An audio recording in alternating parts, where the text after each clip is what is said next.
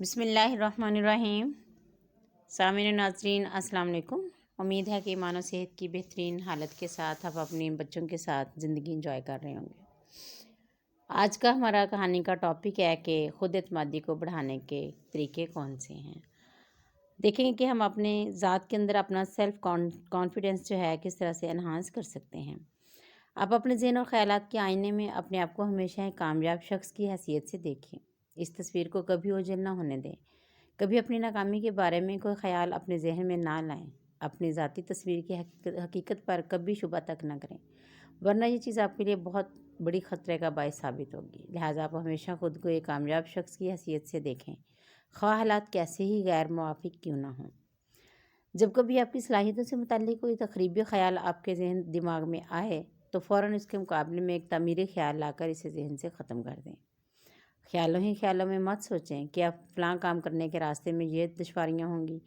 ان خیالی دشواریوں سے بچیں، اصلی دشواریوں کا بغور مطالعہ کریں اور ان پر قابو پانے کی کوشش کریں۔ دوسرے لوگوں کے غم سے زیادہ متاثر نہ ہوں اور ان کے نقش قدم پر چلنے کی کوشش مت کریں۔ یاد رکھیں کہ بعض لوگ بظاہر تو خود کو پر اعتماد ظاہر کرتے ہیں، مگر اندر سے ان کی وہی حالت ہوتی ہے جو آپ کی ہے۔ دن میں 10 مرتبہ یہ ہمگیر الفاظ ضرور دہرائیں کہ اگر رب کریم ہمارے ساتھ ہے تو پھر کون ہمارے خلاف ہو سکتا ہے۔ اپنے اندر احساس کمتری اور خود اعتمادی کے فقدان کو سمجھنے کی کوشش کریں۔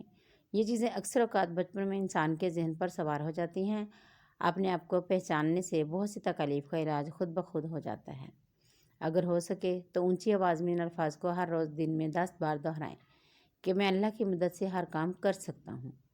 اپنی صلاحیتوں کا صحیح اندازہ لگانے کی کوشش کریں، پھر انہیں 10% بڑھا کر خود بڑھا دیں اور خود پسند بننے کی کوشش مت کریں، بلکہ اپنی عزت کرنا سیکھیں۔